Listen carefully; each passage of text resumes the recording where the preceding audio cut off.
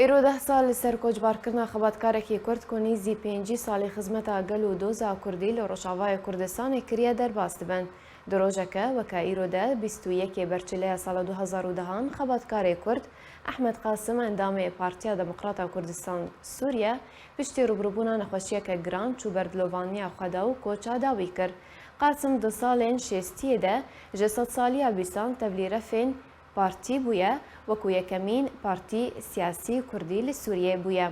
و کارو خبات دبردوزا کردی و ریبازا کردایتی ده ریبازا بارزانی نمر لسر دریجاهی تمنی خوا دکر خوناوی بوتبلی پشمرگین شورشا ایلونی به سروکاتی بارزانی نمر ببه لجبر گف و فشار رژیم سوریه و گرتن و زندان کرناوی چند جاران جبو درخستنا وی جخبات هیویاوی بجین هات و تاوی نخوشی جکار و خبات و بهورین خوا دنافرفین پارتی و جوینین رخستنی دور نکد تا داوین روژین جیان خوا.